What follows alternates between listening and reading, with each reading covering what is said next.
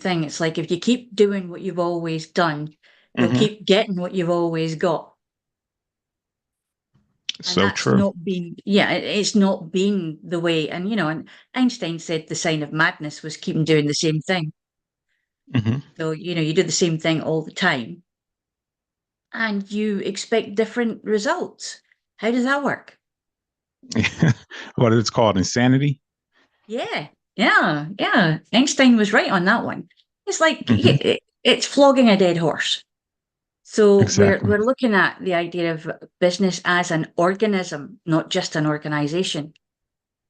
Like we have our organism, which is the body, but Hmm. each part of our body has to be in concert and in harmony with each other part of the body to keep Hmm. it at ease. If we don't do that, then we have dis-ease. Hmm. And when we are at dis-ease, then we have a whole load of problems happening. And it can be happening in places where we don't notice right away Hmm. because, we're all up in our head. We're up in Hmm. C-suite up here. We're all up there. And we're making our mission statement for the rest of the company, the rest of the organization, the rest of the organism. And some parts of the organism are sitting going, eh? What's all that about? Right. Because I don't even know what that means. Because I'm down here and I'm telling you, things are not doing too well down here because you haven't been eating right, you've been Hmm. drinking too much, you've been smoking too much, you've been doing this, that, the other. And it's like that when we look at businesses as an organism, because we Hmm. have three tiers. We have the C suite, then we have management, and even in there, you have three tiers as well. So you have lower, Hmm. middle, and upper management. Then you have the guys at the work face, the Hmm. guys at the sharp end, who are really just trying to make enough money to get themselves home and safe and keep a roof over their heads and have some fun at the weekends, maybe. Hmm. And that's what they're interested in. They're not interested in this kind of totally la-di-da, somebody else's brainchild of a mission statement that means absolutely nothing to them. But it Hmm. was something that came in the 80s and everybody jumped on that bandwagon and said, yeah, we'll be on a mission. We'll do that. Yeah, we can do that. And nobody asked the guys at the bottom. So it's one of those things that when we're looking at things as an organism and not just an organization, then we have to look at the biology of it and the anatomy and the physiology of it. And if we look at it that way, then we realize that we need to take a little bit of care. Hmm. We need to bring in a culture. Cultures are not just, it's not just like getting it doesn't come in a jar like Nutella. Other Hmm. brands are available. But you stick your knife in there and you spread it out. Do you really like it all the time? Is it going to, is that jar going to last? Hmm. No. And sometimes it's not what we need. It's not going to fulfill us. It's not going to nurture us. It's not going to nourish us. So what we have to do is we have to look at how we are ingesting, what we are ingesting. And Hmm. that makes us either at ease or with dis-ease. Hmm. And when we're doing that, then, what we're doing is we're creating a culture, we're changing a culture. And the other way to look at the word culture is that you make a culture in an agar plate. Hmm. You grow a culture of bacteria and you look at it and you say, is that nice? Penicillin was a culture that was grown by accident. Hmm. So, I think it was a piece of rotten bread. This kind of fluffy stuff grew on top. And Alexander Fleming said, "Huh, I wonder what that is. Let's stick it under a microscope and see." So it's about actually going in and looking at the microscopic parts, looking at the bits that you don't normally see when you're way up here, because you think you have the focus and the perspective of an eagle, but actually you don't, because you're walking about with your head in the air like that. Hmm. You're seeing nothing below that radar. So that's basically what it is. It's about understanding that to nurture a business is also about nurturing the smallest and what would some would suggest would be the lesser of the parts, but actually, as we know, the lesser parts are usually the ones that are going to come up and bite you Hmm. if you don't Okay. treat them right. So I'm just curious, Leslie, what actually got you into this? So what was it that made you say, okay, I want to change my lifestyle. I want to be more holistic and actually help people and educate them on why it's more important to take a holistic approach, opposed to just the basic traditional, this is how you're supposed to do it, this is how you're supposed to eat type of thing. Oh yeah, the Gordon Gecko red braces kind of situation was in the 80s because I was there in the 80s, and I was actually in Monaco in the 80s, and I was Mhm, watching some Gordon Geckos, I can tell you. Oh my. But I started off as a veterinary nurse, well, a zookeeper, and then I became a veterinary nurse. So I worked with animals a lot. mhm, And when you do that, you learn body language, you learn energy, you learn to understand when you're going to get bitten or kicked, and you understand how to not do that. And you understand the difference between an angry growl and a hurt one. mhm, And I think that what we stopped doing as human beings was we stopped listening with all our senses. And basically, I watched it happen, particularly in the veterinary profession, mhm, where there was a real hierarchy situation that went on. Vet, nurse, down there, way down at the bottom. And mhm, what nobody realised basically was that if the nurses weren't there, the vets wouldn't get half the work done mhm, because they needed the support. But you also have to support the people who are going to support you. So noticing all of this and observing it and looking at what was coming in to the practices, into our remit, the clients particularly, they would notice how much you paid attention to their pet, to their animal. mhm, And they would gravitate towards you because they would be able to talk to you. They would be able to talk to the nurses because the nurses took the time to talk. The mhm, vets didn't have time because they were, it's like surgeons, any surgeon. They have to be, well, I'm on this operation, then I'm going to go on that table, then I'm going to go and do that, then I've got to go and see my mother, then I've got to go and do this one, then I've got to go, it's always something else where they have to be. They live in front of time to a certain mhm, extent instead of being in time, whereas nurses are usually in time and in front of time because we have to mhm, prepare for everything, every contingency that they would need, we have to be ready for, particularly in mhm, theatre. So when you take that and you extrapolate it out and you look at it in life, and we have this amazing thing that happens, it's not unprecedented because it has happened before. We have a pandemic. And this pandemic suddenly, because probably of the internet and the way that people on social media can spread things around, mhm, when we say it goes viral, it really does go viral in mhm, all manners, in all ways. So what we looked at then was this utter shock, this slap on the wrist that was a case of basically what happened? How mhm, we were insulted. Our whole physics, our psyches, our souls were insulted. We were sitting going, well, I didn't deserve that. What happened? What mhm, happened? How did this happen? It doesn't really matter how it happens. What matters is how we deal with it. And a lot of us didn't get to deal with it very well because a lot of the people who were supposed to be taking us by the hand and leading us through it didn't know their back ends from their elbows. Okay, so since it's post, I guess you can say post COVID, how is it actually going on in Scotland? Is it that much different as far as how it was before? Because I know here in the United States it's totally different from how it was before COVID. And if you can tie the two together as far as the approach, the holistic approach, is it more so you're doing this now because of the COVID, or is it something you was doing practicing before COVID even came about? Like, are you focusing on it more now because of Yeah. that? Okay. Yeah, well, basically, it started off as looking at team building in a different way, Hmm. using storytelling, using different forms of storytelling to get into teams, to bring them to become cogent units.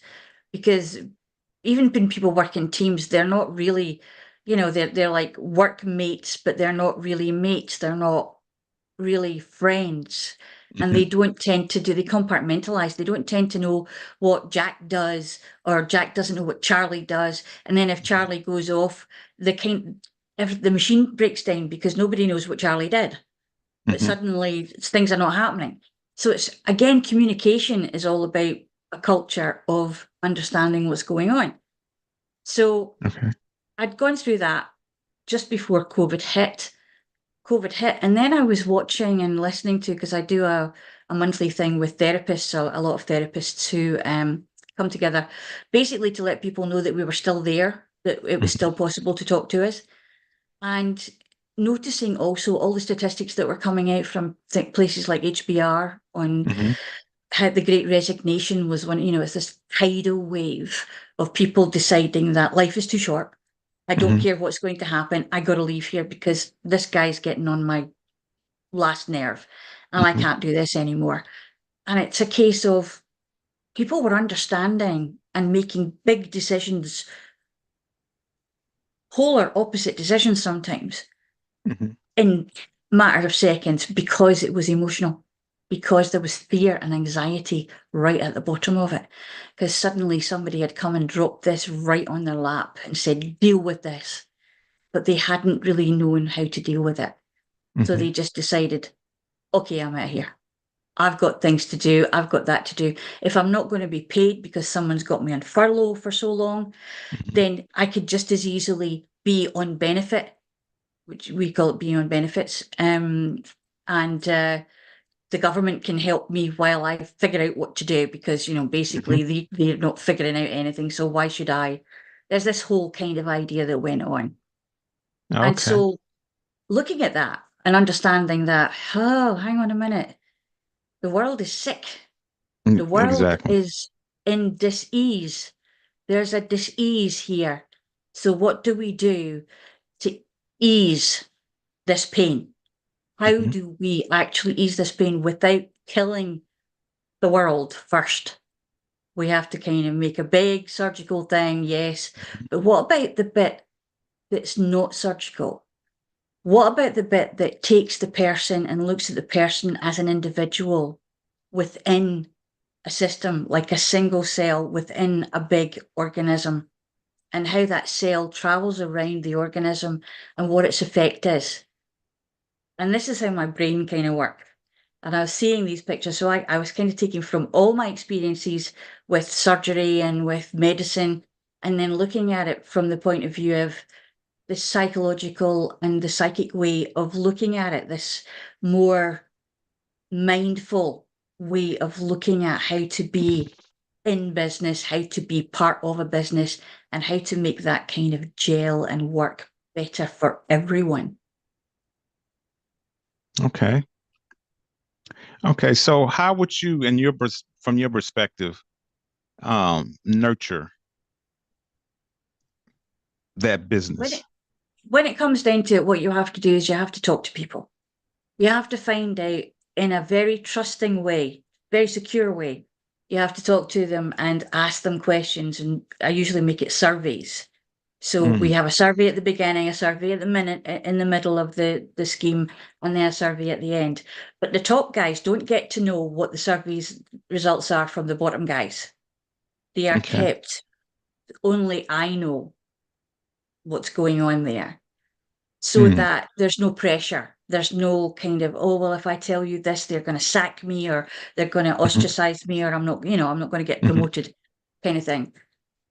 But when you add the words productivity and absenteeism into the Hmm. mix, people start to buck up and listen, particularly on the top end, Okay. because every machine needs to be productive. It needs to not be absent. Its pieces cannot be absent because, and a lot of people just so bored at work or so feeling so disenchanted, Mm. absent, and not even they can be there physically, but just not at all in playing their part. So Hmm. there's a lot of encouragement of looking at the way that we can produce more and better prospects for everyone. So to make communication better between the three sections, to actually encourage that people get paid tuition, that they Hmm. get compensated for different things, that they have social days that include part of that they're not forced, you don't have to attend, but make it so something so that they want to go. You want Hmm. people to want to go to work. You want Right. people to want to be there because the happier a person is at work, the more that they're going to give you. Hmm. And if they see that they're being appreciated, and it's finding out how they want to be appreciated. And it was found out also by some of the statistics that were coming through. People don't necessarily want big paychecks anymore. They want to Mm. be heard. They want to know that they're valued. They want to know that their talent is appreciated. And they also want to know that their experience is going to net them a way of being secure. Mm. And that's interesting. You said a lot of people don't they're not concerned about their paycheck as much. I don't know if that's the Well, case what I here. mean, yeah, what I mean by paycheck, I mean the big bonuses that Okay. we'll give you a job where you'll get 3 cars a year. We'll give Mm. you the job where you can get 2 or 3 holidays a year in the Bahamas or a slow boat to China or whatever. That's okay. But if you're working to the extent where you're burnt out, are you going to be even bothered about that car? Are you going to Mm. be, it's just something to sit in a Right. traffic jam with. Are you going to be Okay. bothered about that holiday? Because basically, by the time you get there, all you want to do is sleep. Right. That's the ethos behind that. The paycheck, yes, it's very important because we need to Hmm. have some commensurate, you know, Right. thing for our work. But it's about this idea of, oh, if we just chuck these things at them that are just things, they're not attitudes. They're Hmm. not ways of being nurtured. They're not nurturing someone. It's Hmm. like giving a kid a toy because you feel guilty that you've been away at work all day and and it's just a case of have that. The kid doesn't want that. The kid wants a hug, wants to be Hmm. spoken to, wants to be asked about their day, wants to be played with. Hmm. And that's where we have to find the balance. Getting the balance right is very important because the biggest loss in business is from middle management because they're Hmm. getting it from both ends. And it's like an egg. You get an egg and you push it equally on the top end and the bottom end. It'll be Hmm. strong. You poke it on the side, it's just going to go. So you poke these guys and you irritate Hmm. these guys, they're going to start looking for somewhere else that's going to be a little bit more attentive to their needs and give them Mm. less stress. And I think we have enough anxiety and enough stress trying to figure out what to do from day to day, especially after Hmm. COVID, because we're trying to fit into a new regime. We have a new paradigm that we're working on. And as human beings, we get very complacent and we like familiarity. And this is Hmm. what actually normality is. It's just familiarity. Mm. There's no such because normal is different for everyone, really. Hmm. But what we're talking about is the familiar idea of how we go to work, when we go to work. And these days, we can now be sitting at home, like I'm doing now, talking to you from Scotland to where you are in America, Hmm. and there is no time gap. It's instantaneous. So Right. we can do business meetings, we can do things online, in Hmm. time, on time. But we can also, if we've got a deadline, we can do all the kid thing in the day and look after the house, look after the family. And then around about, if we're night owls, like I am, we can start around about 10 o'clock, perhaps, doing our paper, writing some proposals. It just depends on how we do it. As long as we hit that deadline with the Hmm. quality that's there should be no problem. Some managers and some companies are still so micro in their attitude to everything. They don't trust people to do Hmm. because they're not sitting right in front of them. And that's stress as well. Hmm. Indeed. Okay, so Leslie, I have a viewer that has a question, and her Mhm. question is, What are examples of incentives for business owners that don't have a large revenue? I think that the idea of is bringing in the communication part. So social events where it's not all business, business, business, but you're talking about, I mean, I suppose with you guys, it would be like going to a baseball game together or organizing a baseball game and teams within the workplace. I know that you Hmm. probably do a lot of that already, but it's also what would it be like to have the C-suite Hmm. on the pitch as well? Who wouldn't want to throw a baseball at somebody that's, a big boss every so often? Yeah. Who wouldn't want to bat one out of the diamond to say, right off the Hmm. field? Because, your big manager guy has just pitched you and you've got it out, you're out there, you're like Hmm. running around the field. So it's things Right. that it's simple things. Days out, days in, looking at Hmm. different team building things within the departments, because there will be people there who have ideas. So ask people for ideas. It might be Hmm. slow to start with, but once you get the ball rolling and people understand that actually you mean it and Hmm. that you will do it. And it could be something like going to the zoo or Hmm. this, and just something that's not inside the workplace, or if it has to be inside the workplace, bring in somebody, perhaps somebody who's starting a new idea, who's Hmm. got a new idea, a new look at something, a new perspective, and they're Hmm. wanting to try a pilot. Now you can go and you can have a look at that pilot and you can say, would that fit my people? Hmm. And if it's a pilot, you're going to get it a lot cheaper than it would do because they're still making it. They're still tailoring it. And you could get something that's totally tailored to your needs. And then what you do is you give them a really good reference, if it works as well as you would like it to, and go from there. It's a learning experience for everyone. Hmm. But a lot of it also has got to do with if someone is off sick, does someone call them?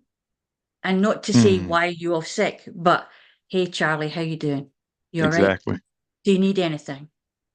And that's where it starts. It's the human. You have to bring the human back, the humanity back. Hmm. And just think about it as if that was your cousin, your brother, your sister, your mother, your father, because there'll be somebody's, and they weren't looking too good, or you knew Hmm. that they'd been stressed about something, and perhaps they live on their own, or they're going through a divorce, or they've just, things have happened. You get to hear the chatter. Hmm. Just think about it. You're in a team. You want your team to be working really well. The way to do that is not just to be a team inside the workplace. Hmm. It's about reaching out and saying, "You all right, mate? Do you need anything? Is there something I Hmm. can do for you? Hmm. Listen, I know you're on a deadline. Do you want me to? I'll go and I'll do this paperwork and I'll cut you some slack on that. And we'll get that done. We'll make sure that we come together and we help you to work that out. Take your Hmm. time and understand if that person needs to have therapy. I mean, another thing is what you can do is you can get people who do different therapies, complementary therapies, even hypnosis sometimes, and they will Hmm. come in and you could do a subsidizing of their fees so that Mm. if your people choose to use the therapist and use that facility, that Hmm. you maybe make a subsidy for it so they don't take the full hit. And you could probably get, because you're getting so many people to go in that stage, the Hmm. therapist might drop their prices a little bit for you too. You know what, Leslie, I'm sitting here listening to you, and I'm just thinking like that whole concept, the holistic approach. I never even thought of that as far as business. And like I said, I know it might be slightly different where you're at. And I'm just thinking, depending on the type of business, like if it's a large organization, I can see how you can actually implement like a holistic type of environment. But if it's something like, cause it's a small business and it's only maybe a handful of employees, and then just looking at the culture in itself in society that doesn't embrace, holistic anything. Yeah. So it seems like it would be an interesting dynamic to try to incorporate that in the business and people actually embracing it being that society in itself don't even embrace holistic. It's understanding the word as well. I mean, Hmm. holistic, it's a lot of people think woo woo as soon as you Right. use the word holistic. But Hmm. holistic means everything. Hmm. It means the whole, taking it as a whole, not as just one little part here and one little part there, but looking at the smaller ones, you would say would be like a family, Hmm. and it would be looking at it as that, because it's concentrated when it's a smaller business. Because when someone in a smaller business is upset, is not working to their optimum, is not feeling happy, is anxious or depressed, then that becomes its own pandemic within your business. It Hmm. will go around everybody, because what one person does, their energy affects another person. And you Hmm. can tell, you can walk into a room and you can know that two people in that room have been at each other's throats Hmm. and really going at it, because the air is just electric with heaviness, and you don't want to be in that room with these people because there's Hmm. things coming out of them. Hmm. So it's got to do with understanding that when it used to be in the old days, they'd say, don't bring your home life to work. Exactly. Yeah. You not do that, because it's part of you. Hmm. If you have a bad thing happen to you at home before you come to work, people are not taught how to leave it behind. They're not Hmm. taught detachment. And in some Right. cases, detachment is not the best idea. Hmm. However, understanding emotions and understanding the reason why emotions are there, once you start in one space, it can be mapped over into another space. And the more Hmm. people who begin this and who start it, and there's going to be a few people are going to go, oh, right, okay, no, not Hmm. doing that. Because it feels like something so totally alien to them, because Hmm. they're used to do this, do that, get it done. Instead of, you doing all right? Do you need some help Hmm. with that? Because it's like a weakness Right. to show vulnerability. But no, it's not. If we get more done, you can catch more flies with honey than vinegar. Hmm. So, I was told and that. yeah, yeah. I mean, it's just true when you think about it. When you've got someone who, in Scotland, we have a lot of people who are very, "Hmm, right, Hmm. no, don't go there." I mean, you've probably heard of Billy Connolly. He tells a lot of jokes about that. Yeah. But it's not actually jokes. What he's doing is he's relating our lives, Hmm. because it really is like that. And we have a lot of violence, we have a lot of stuff that goes on in different places, in different cities, because when you get a conglomeration of people together and you get a lot of poverty and you get a lot of people who have got some more than others, there's a bit going, well, how did they get that? Why did they get that? Hmm. And it's got to do with how they perceive their lot and how they are looked at. You can look down on someone even when you're down here. You can Hmm. still look down on someone and not see them as a person who could be nurtured, who could be Hmm. brought, who has something in them that is a talent that you don't know because you never asked and you never looked. And you Hmm. can see a whole different view. And we're being taught now, kids are being taught it's got to be science, it's got to be maths, it's got to be Right. English, it's got to be this. But we're chipping away at the imaginative parts, at the arts. And you need a lot of maths to do music. You need a Hmm. lot of maths to do a lot of things like baking. For goodness sake, I get into more trouble trying to bake with maths than anything else. And I'm dyscalculate. So now we recognize that some children have difficulties with certain parts of life, of learning. But that doesn't mean that they're not able. I became a vet nurse. I'm dyscalculate. I couldn't count. I became a vet nurse. I became a Hmm. surgical vet nurse. And I could, but there was a way of doing it because I was passionate about it. The shame and the embarrassment of it went away. And people encouraged me because they could see I had talent at something. Oh, she's Hmm. good at that. She can handle that. Give her more of that. How did you do that? So then I ended up teaching them. But it's one of those Okay. things that you have to kind of get perspective. We have this automatic knee jerk reaction. when something happens or somebody says something, or we see someone and they don't look like what we think that they should look like because we're not comfortable with that. And it may be they've just dyed their hair green or something. Right. But there's a lot of people who, oh, no, that's just wrong. Well, that may be Yeah. wrong for you, but it's not wrong for them. They're trying something out and they're Mm-hmm. showing you that they're an individual and they have a little bit of a rebellious streak, perhaps, that Mm-hmm. might be celebrated because that rebellious streak is one of the reasons we have got as far as we have. Because Mm-hmm. without the rebellious people, we would still be sitting in caves, putting sticks together, trying to make fire. Because it's the people who actually will stand out and say, nah, I don't want to do it that way. I'm going over Mm-hmm. there and I'm going to do it that way. And then people go, oh, Mm-hmm. no, don't do that. You don't want to do that. What do you want Yeah. to do that for? We have that a lot. I don't know if you experience this, but with the older generation, we used to get the, what do you want to do that for? Mm-hmm. That's stupid. That's a stupid thing to do. So that means that Mm-hmm. they're telling you that you're stupid. So when you're a kid, you take that on. Mm-hmm. And when somebody doesn't expect anything of you, why wouldn't you live down to that expectation?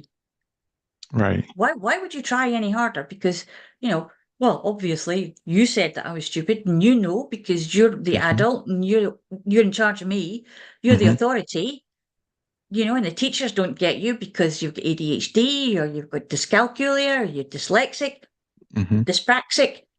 They don't know how to handle it. So their immediate response is fear-based. I Mm-hmm. don't want to deal with this. So it's got to be your fault. Nothing to do Yeah. with me. Then it needs a look at a different way.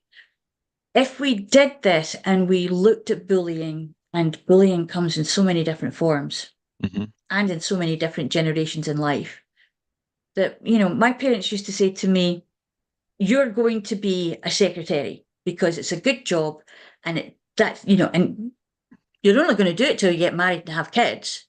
Mm-hmm. Well, I was brought up in the 60s, so that was the thing then. Um, Right. but even now, some of them are like that. And it's got to be this idea that's been pumped into them, and then they've gifted it on to the next person, and then they've gifted it on because Mm-hmm. it's all they know. No, exactly. Okay, Leslie, we have another question. So KJ says, keep a how do you keep a rebellious employee on track to do their job without interfering with their personalities or personality? What you want to be doing is you don't want to be suppressing them so much. You want to find out what it is that's making them rebellious. Is it something in them that they see something that they can't articulate what it is, or they feel that maybe they're just in the wrong position? Mm. Maybe they should be in another position. Maybe you could try them out in another part of the business if you've got that facility, or a chat and say, what is it? How are you choosing to be this way? Because I'm not sure how I can get the best from you.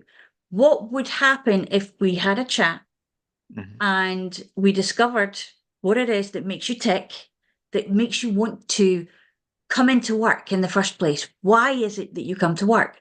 What's your reason for coming into work? And to be totally honest with you, at one point, if they're too rebellious and they're doing it because they really don't want to be there, then don't let them be there. Exactly. Because the Let them disruption is, go. I think, yeah, sometimes it's the best thing you can do. Hmm. You can keep on trying to put that square peg in that round hole as much as you like, but at one point you either whittle it down and break its spirit, or you let it go onto places where maybe they're doing this for someone else, for the Mm. sake of someone else, because someone else told them, it's your job to look after me this way. It's your job to go and do this. It's your job to do, and they've taken this job because it was the first thing that they could get, or they Mm. thought it was going to be what they wanted, but when it turned out to be not that, they didn't know what to do, and so there's buildup of energy and angst and sometimes even anger, so they become disruptive. Mm. But if you can rein that in and give them a focus and say, okay, I'm going to give you this challenge.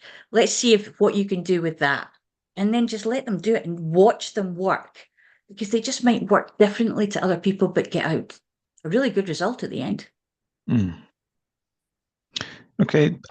Leslie, I don't know if I'm pretty sure you have, but when I was in the military, it's something we used to focus on a lot, and that was Maslow's Or hierarchy. hierarchy Yes, of of needs. Yeah, self-actualization. Yeah. yeah, So I'm yeah. just curious, is that something that you focus in on? Or is it something you believe that works? I personally believe that it works. And I Oh think it's yeah, something yeah. that's Like yeah. definitely. What we the whole thing that I'm doing with the holistic culture of nurture has got to do with this hierarchy of needs. Okay. Because what we need actually to get to the top Mm-hmm. is to be feeling safe and secure. And Mm-hmm. if we're being driven, we're not being safe and secure. We're not being allowed to voluntarily go forward and to Mm-hmm. make choices in life. We're feeling hemmed in, we're feeling herded. And sometimes with rebellious people, particularly, it's like herding cats, trying to get Mm-hmm. them to go into this. But there are different ways of dealing with it. And I've got one on my board at the moment, and it's got to do with the hierarchy of ideas of needs, and basically coming in from the bottom and walking someone through the different steps Mm-hmm. is actually very, very good at changing perspective in that person and allowing them to understand how to manifest better and more productive ways for themselves, Mm-hmm. and therefore knock-on effect for everybody else. Okay, so KJ says she doesn't know what that is. If you could just briefly explain to her what the hierarchy is, Maslow's hierarchy of needs. Well, basically, it's a triangle, it's a pyramid. So you start off with the lower base, which is all about your needs and your wants and your desires. So, like safety and food, nutrition, and that kind of thing. And then it works up to job security and feeling secure, gaining employment, gaining status in life. So then you start to make families and things like that. So it becomes responsibility of that. But basically, what's happening is you're reaching the top, you're going to the top. And as you go through the hierarchy, you can Google it and you can see it better, Mm-hmm. because I'm rusty with it because I do it as a Yeah. concept, as I'm conceptualizing things. Mm-hmm. Getting into the nitty gritty of it, you can tick them off all these boxes, and it works. It maps over into so many different things in life. It's like a blueprint Mm-hmm. for anything that you need to know what someone's motivation is. Find Mm-hmm. out where they are on that hierarchy. So, which stage of the pyramid, which step of the pyramid are they on? Mm-hmm. They very rarely will be at the very top, because that's all about becoming more Mm-hmm. universally aware, and Mm-hmm. that everything is just fine. And it's probably, kind of when you're reaching retirement, you're going to get there. So, but it's all about not striving to do things, but understanding that this is a stage in life. And once we've Mm-hmm. mastered that stage, we can go on to the next stage. Is that okay? Yeah, that makes perfect sense. So hopefully that makes sense for you, KJ. But this is something, Leslie, I was thinking about as well. As far as at home, I believe it starts at home. Mm. I know not necessarily want to raise your kids like if it's a business, but just like teaching them and nurturing them, as far as to have self-respect for themselves and Yeah. to respect other people. I believe that's where it starts. And even in the schools, I think it should be something in the schools just Yes. basically tags on with what's being Yeah. reinforced as being taught at home. I think what we've got, particularly in schools, is that there's just not enough teachers and not Hmm. enough support to deal with the amount of children who are in various levels of that hierarchy of needs. There are various spaces in that, and all in one Hmm. classroom. And they have different attitudes, they have different ideas, they have different upbringings, they have different experiences of Hmm. life. They're coming at life from so many different places at once. And you're getting factions at that point. When we get Mhm. kids going to school, they suddenly realize that life's not like my family. How Mhm. does that work? So they Yeah. tend to kind of come together with what they know, Mhm. familiarity. But it's true. This is what the whole point is. It's about starting with the individual. Mhm. It's about starting with your choice of saying, when a child is acting up, Mhm. is the child tired? Is there something else going on? Is it to the point where the child is acting up because they can't vocalize, they haven't yet got the language ability Mhm. to actually say what it is that they need? And that's when we start looking at body language, at Mhm. what's happening, about taking it wider perspective and looking at the surroundings, because we are actually the sum of our surroundings many times and all the experience that we get in there. Mhm. And it's places like the military where you find that you're kind of taken out of that and you are taught a different, more disciplined way. Mhm. But as you know, Matthew, there are some people who do not get the military at all. Yes. They're not cut out for it Mhm. because they're far too individualistic and they Mhm. don't like to take orders. Mhm. There's many different reasons for that, but that doesn't make it that they're not the right kind of people. It just means that they're different and they have different ways of dealing with things. And that's because they were brought up differently. And it may well be that they were brought up by someone who was very, very disciplinarian. Mhm. And they have rebelled against that because they didn't want to do that to their children. And then what Mhm. happens is that you go completely the other way and you're too soft and you don't understand what's going on when the kids don't respect you and they treat you Mhm. like that. Yeah. So it's one of those things that finding the middle ground is all about understanding that we all need boundaries. Mhm. We have to understand boundaries. And we have to know that when we encroach on someone else's boundary, it's not a weak thing to say, sorry, didn't mean to do that. Totally my fault, because I know that that has hurt your feelings, hurt you, hurt your progression in business or whatever. Mhm. I know that what I did was totally unthinking. Mhm. Can I help you get over that? Is there something that I can do?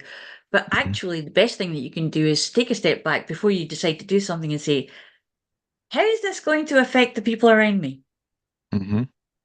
Is this what I want? And as soon as we start saying that, and then we say, but I don't want this, so I don't want that, then we don't really know what it is that we want. We don't know what the reaction is that we want to have. Or I would proffer that we don't want the response. Mhm. We should be responding rather than reacting. When we react, we end up with situations like we've got in Russia and Ukraine at the moment. It's Mhm. like firebomb. You might as well just pour half a ton of gasoline on that fire and just let it go. Right. Because, you're reacting, and a reaction gives a reaction, gives a reaction. Mhm. What you're looking for is a measured response. And it's very difficult to do when everybody's nerves are up here. Mhm.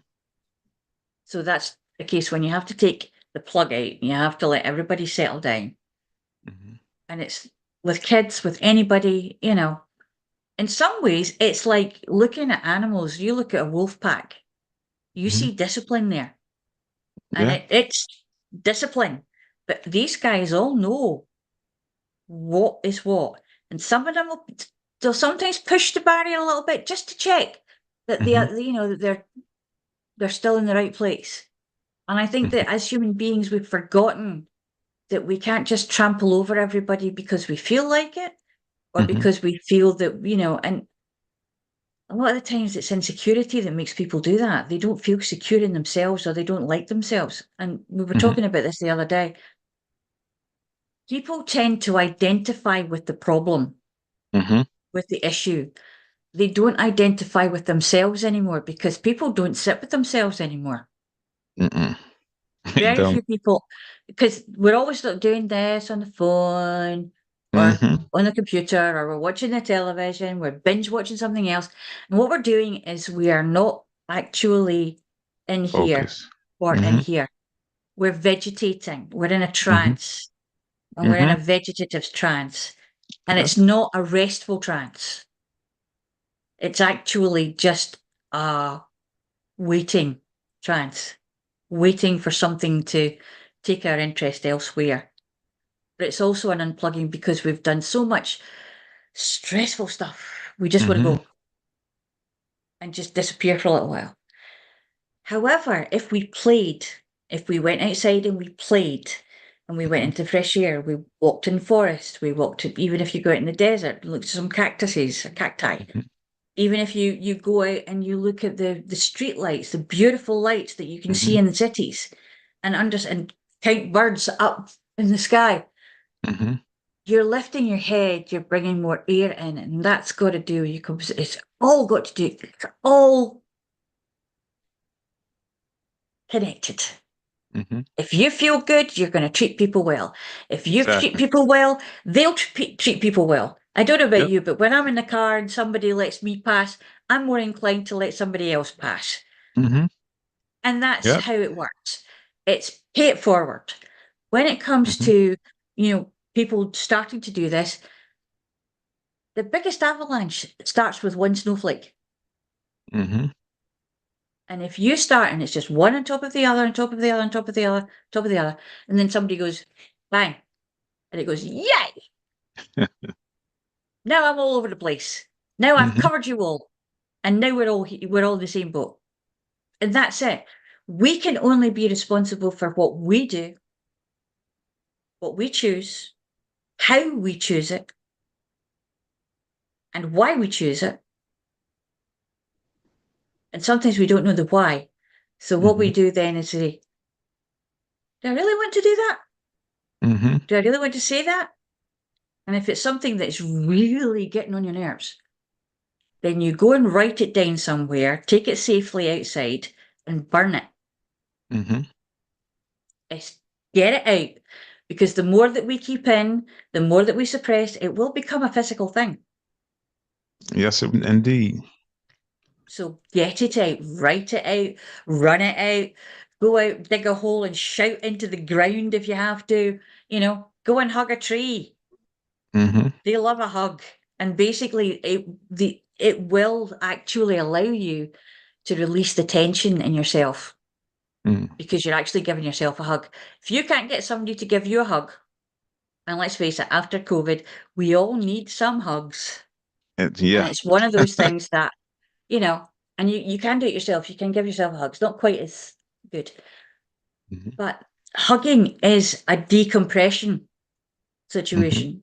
It doesn't just decompress, it actually relaxes you and gets your serotonin levels and your oxytocin levels and your dopamine up. Mm-hmm. And Okay. So I that's have what it's one for. more question, Yep. Leslie. So KJ says, are there certain tenets to a holistic practice, like a list of things to follow, or just a general practice of being holistic? Both. Both. Yeah, that's a loaded When one. you're when you're thinking, yeah, when you're thinking about being holistic practices are all different. There's Mm-hmm. shamanism, there's Reiki, there's hypnosis. It's still known as a holistic practice. It's known in this country still as an alternative practice for some reason. They're, backwards here. But, that's just it. Uh, Anything that deals with your well-being, with looking at how that is going to, if you ingest fruit juice, it's going to be wonderful. If you ingest too much of it, it'll rot your teeth. Mm-hmm. So you have to look at the balance. Mm-hmm. It'll also rot other things, but it's about small decisions, small choices every day, every moment that you're thinking. Mm-hmm. Going to sleep a little bit earlier. Actually, you will have a holistic, amazing, just total time if you go to sleep earlier and you give yourself restful sleep. Chuck all your technology away, blacken your curtains out, blacken your room out, get yourself like have a nice quiet bath, soak in some nice bubbles, some nice Mm-hmm. salts, that kind of thing, and really look after yourself. And this is it. It's good to be selfish now. It's good to be selfish. Because if you're looking after yourself, then you will be able to look after other people, and you will be able to take a whole lot more drama without actually taking it on yourself. You'll be able to look at it and go, yeah, that can drop right there in front of me because it's not mine, it's yours. If you want to have that drama, you take it and play with it wherever you like, just not taking it on. Not mine. Not my monkey, not my circus.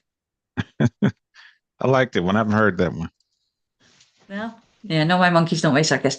It's true. I mean, basically, the monkey mind is what we're dealing with. It's all this rattle and sort of like total reaction, and I want it, and I want it, and I want it, and then go away and slap and fight and the thing.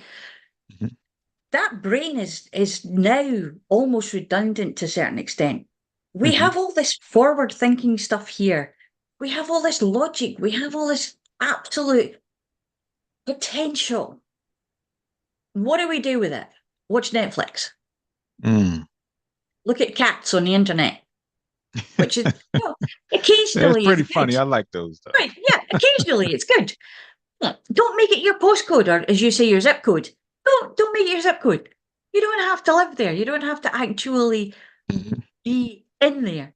It's something to take your mind off things, to pass the time for 5 minutes, Mhm. not for 5 hours. So look after yourself. Start looking after yourself. Start maintaining yourself. Start giving Mhm. yourself a little treat. Men, women, children, the whole thing. Bring yourself to the party and then take yourself out of the party. Don't stay too long.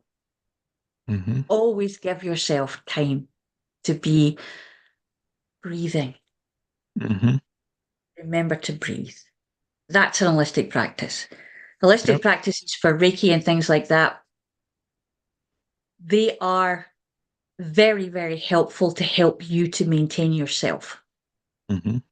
If there's problems that you're dealing with that you don't want to use drug therapy, or you're using drug therapy, med uh, conventional medicine, and it's not quite working for you, don't stop that necessarily, but you can use what I don't call it alternative, I call it complementary therapy, because Mm. it complements the conventional medicine and Mhm. gives you an idea of how to take control again.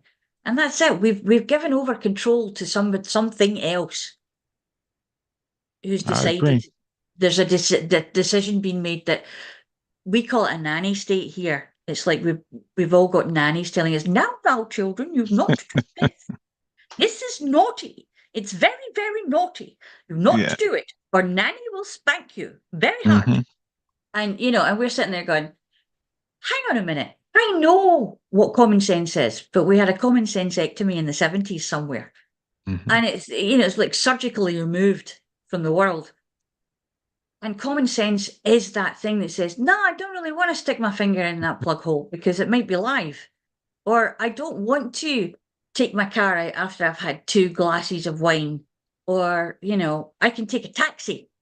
I Mhm. can leave the car at home and I can take a taxi. These are choices and decisions that are made preemptively. And you're Mm. preparing then for a good night. So you get yourself home, you understand when you've had enough, because your body, when you start listening to it, will tell you. Mhm. Okay, so let me ask you this, Leslie.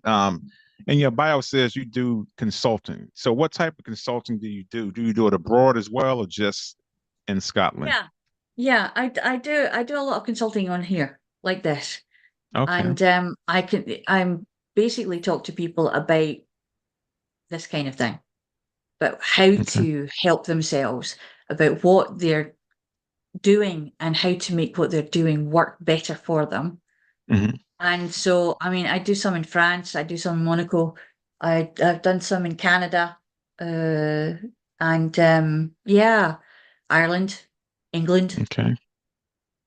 Okay. Now, have you actually seen positive results with the holistic approach, or is it something that's still at the It's it's beginning phase?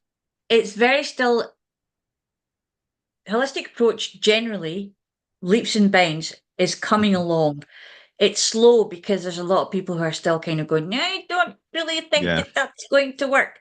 Mm-hmm. because there's a belief system in place. However, Right. when you look at the results from individuals when they start to do that and then they go into Mm-hmm. workplaces and people, they go back to work and people say, what happened to you? You look really different. You're acting differently. How is this working? And they say, oh, well, I went and saw this hypnotherapist person, or I went to Mm-hmm. see this therapist, or I went to Reiki, I went to a Mm-hmm. shaman, I went to this, whatever. It's what works for you. And Right. when people in business, when they see that their people are coming in Mm-hmm. and they're acting differently and they're actually more inclined to be happy to be there. Mm-hmm. Yeah, how does that working? What are they doing? What should we be Mm-hmm. doing? And this is where we are coming in now. People like us, like me, are coming in and saying, this is the story. This is the Mm-hmm. story that you're telling. What you want to do is you want to be walking your talk, not somebody else's. You have to be Mm-hmm. able to tell the difference because we weave the limitations of our lives with the words that we use every single day. Exactly. Power in the tongue. Mm-hmm. Mm-hmm. And So, we've got just as much power to actually unpick those stitches and make the mhm, cloth bigger. yeah. So I love this because you actually dropped some ideas in my head. I'm not going to share it now, but I'm sure other people are doing it. But yeah, I believe the holistic approach is a good approach for business. And as I said earlier, being in the military, a lot of it was being used in the military. I actually incorporated some of that. I love Maslow's hierarchy of self-actualization. I believe it works because everybody has something, that affects them or something that they draw to or something that they want. And that hierarchy, it really pertains to everybody, regardless where they're at in their life. So I know That's it, for a though, fact that Matthew. it works. I'm sorry. That's it. It's about self-actualization. It's about understanding that every single person has a purpose. Mm-hmm. And Yep. this is the journey to find that purpose. When we don't understand we have a purpose, we get lost in the minutiae of just stuff Mm-hmm. and we don't go forward. So we have a purpose, and it might not be a great thing. We're not going to be Cleopatras or Napoleons or Yes. whatever, but what we're going to be is perhaps a catalyst for someone else. And Mm-hmm. when we are a catalyst, we don't just sit like this and bang together and then one person goes forward. We both change. Mm-hmm. When that time is right and we meet the right person and we get the right idea, boom, Mm-hmm. it works like that. And you will change direction. We are all atoms in this Mm-hmm. chaos and we're all bumping into one another. But actually, atoms come together to make stuff. We're all Yep. atoms. They're a conglomeration of atoms, the table, the Mm-hmm. computer, the wires in Mm-hmm. between. And they all started off with a catalyst. Mm-hmm. We're all connected. Everything is energy. And I Mhm, always say nothing is coincidence. We meet people every day for a reason. We mhm. just got to find out what that reason is. And Yep, I think that comes in with being in tune with yourself. And I yep. think, nurturing yourself to that point, I Mhm. think more people will be receptive to it and they actually notice it because they're so in tune with themselves. It's not so much the selfish type of it's all about me, but more so, okay, this is what's affecting me. This is how I should be. And this is what I can do to help people, as far as what I'm going through or whatever the case is. So that's just my perspective on it. No, I agree. I agree. It's definitely there's too much degrading the woo woo because woo woo is actually good for us and it What's the should woo be woo? woo Okay. the Yeah. kind of weird stuff. Okay. The people, but actually it's not weird stuff, it's stuff that we used to know. We Hmm. just forgot to remember that we knew it. Hmm. But well, Leslie, I could talk to you all day. I enjoyed it. Great information. Like I said, I have some ideas now that I'm definitely going to put into play, and I'm going to take this with me. And I appreciate you taking out your time because I know it's late over there, so I want to hold you too much. But if you could just let the viewers know where they can contact you. What do you have coming up next? Do you have any speaking engagements? Are you on YouTube and so forth? Just put out to the viewers where they can see you at and how they can get in contact with you if they want to. Well, we have the YouTube channel, which is Therapists in Conversation. And also, I have a couple of other channels, but you can get me on www.spiralheart.co.uk, or you can email me on info@spiralheart.co.uk. And basically, there's a lot of stuff in the pipeline for this year. There's some online courses coming up, and one of those online courses is going to be about how to bring your own culture of nurture to yourself. Nice. I like that. Okay. So, oh, one last thing. As far as the consulting, I don't know if you mentioned that. How can someone contact you to attain your services for consulting? Email me Okay. info@spiralheart.co.uk. Awesome. All right, then. Well, I appreciate you for being a guest on a Day and Night podcast. Hopefully, we can stay in contact. I wish you the best, and Godspeed and get some rest. I know it's late over there. Oh no, thank you, Matthew. Thank you so much. And let me know how you got on with those ideas. Oh, I will. You'll be hearing about it pretty soon. Really. See you soon. Yes. Take care. All right. Bye bye. Bye bye.